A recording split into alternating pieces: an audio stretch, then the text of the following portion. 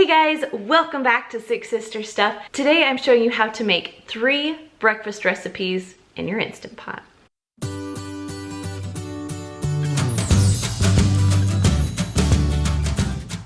So my name is Kristen and every single Monday I share a new Instant Pot recipe with you. So if you're new to this channel and you love the Instant Pot, go ahead and subscribe so you won't miss my Instant Pot recipes. So one of the top requests are breakfast recipes. Today I'm sharing with you 3 breakfast recipes that anyone can make. Now I am all about simple, easy recipes that don't take very much time because it's summer. It's almost summer and we are busy.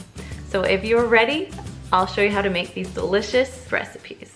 So the first recipe I'm making is the gravy for biscuits and gravy. So you're first gonna go over to your Instant Pot and push the saute button. Now I have this little handy dandy thing, it's called a chop and stir, and so it cuts up the meat perfectly. So I have 1 pound of sausage here, and I'm using my chop and stir to mix it while it cooks. Now I didn't add any oil or anything because there's enough fat in the sausage that it doesn't stick to your pan. Now I'm not gonna cook it all the way through, just enough so I'll brown about half of it. Then I'm gonna add a half a cup of chicken broth, kind of mix the bottom pretty well, and then I'm ready to finish cooking my sausage in the Instant Pot. So go ahead and put the lid on, make sure that your little knob is turned to sealing, not venting. Then it's on saute, so you're gonna have to push cancel, then either push pressure cook or manual, depending on your, whatever your Instant Pot is. So then you're gonna go down to 5 minutes. Now when it's done cooking, the L will appear. That means that it is done. So you can turn your knob to venting. So while all the pressure is coming out of the Instant Pot, you're gonna add a half a cup of flour to a bowl and then 3 cups of milk to the same bowl. And just go ahead and whisk that up until it's all smooth and there are no flour chunks. Now once all the pressure is out of your pot, go ahead and take the lid off and mix your sausage around just a little bit. It might have been a little bit stuck to the bottom, but if you mix it around, it will be just fine. All right, so we're gonna push the cancel button, then we're gonna push saute again. We wanna heat it up. So for some seasoning, I'm just gonna add a half teaspoon of salt and a half teaspoon of pepper. Then I'm gonna throw in my milk and flour mixture. That's what's going to make it nice and thick into gravy. So I took a whisk and I'm just whisking it up until everything is well combined together. Now I just let it sit there for a few minutes while I stirred and it turned into nice thick gravy. When I was done, I just pushed cancel. You can push the keep warm button if you're not using it right away, but once you're done, I just cooked some store-bought biscuits because that's how we roll. And I just put my gravy right on top of my biscuits. It's one of my most favorite breakfast recipes. It's funny, as a kid, when we'd go to a restaurant, I would always pick biscuits and gravy. Next thing I'm going to show you is how to use the egg bite mold. This thing is so fun to play with. Now, it is a silicone mold, and you can even cook your eggs in there if you want to. But I'm going to cook them a little different way today. So I'm going to crack an egg in each individual mold. So with this, I'm going to be making these egg muffins, which are so easy to make. So I'm gonna add a little bit of salt and pepper. Then you're just gonna take a whisk and whisk each individual egg. It's really simple and only takes a few seconds. Next are the toppings. So all my kids like different things. I love mushrooms, so I'm putting a little mushroom chunks in there. I have some who just like cheese, so I put a little bit of Parmesan. I have some ham. You could do peppers, tomatoes. You could do all kinds of things. I'm just making mine towards what each individual kid will eat. Now it's time to cook each little individual egg omelet. All right, so I'm gonna put a trivet in and add about 1 cup of water into the bottom of my Instant Pot and put it right into the Instant Pot. Now you're not gonna cover these eggs or anything, you're just gonna leave them just like that. So I'm going to put my lid on and just make sure whatever Instant Pot you have, it's set to sealing, not venting. Okay, so this one has a manual button. Usually where that slow cooker is, that's where your pressure cook button is. Manual and pressure cook are the same thing. So we're going to keep it at 9 minutes. After you set the timer, the on will appear. That means it's going to take time to pressurize, about 10 minutes or so. So when the timer's done, I let them sit in there for about 10 to 15 minutes and then switched the knob to venting and pulled the lid off when I could. And these make the cutest little individual egg omelets without you being over the stove constantly in the morning time. And the egg mold fits perfectly on that little silicone mat. All right, my eggs are done. Now, they come with a little lid, so if you want to cook them and put them in the fridge for later, you could eat these multiple mornings, or if you want to serve them, you take them out and cut them up. This one is my mushroom one. I like to serve these with sour cream and salsa. Now I'm calling this my monkey pull-apart bread, but my mom calls it ooey gooey butterscotch pull-apart. So we're gonna start with 6 tablespoons of butter, 1 cook and serve butterscotch jello. Now this is the 3.5 ounce, and you have to get the cook and serve so it will work the best.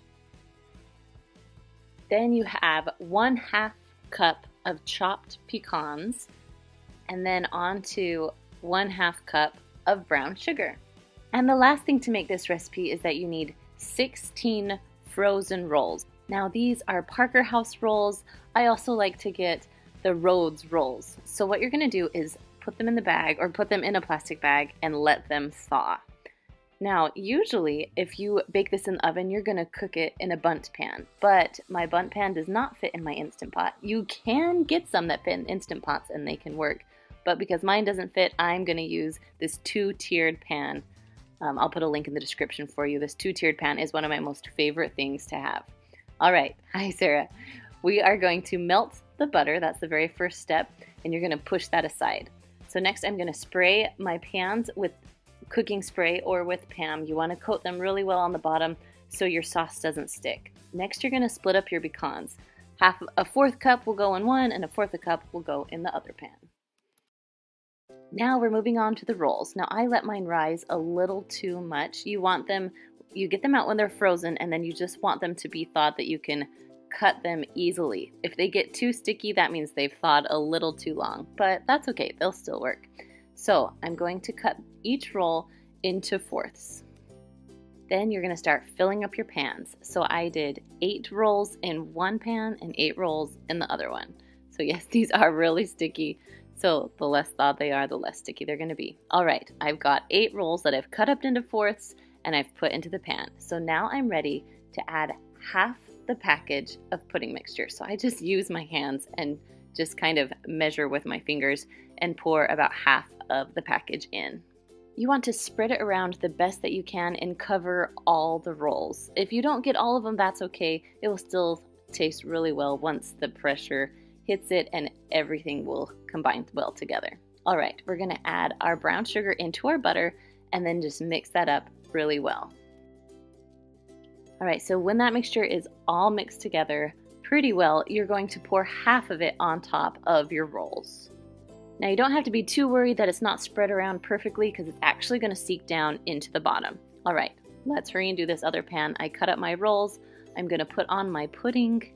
Then you just want to spoon on the other half of the butter and sugar mixture.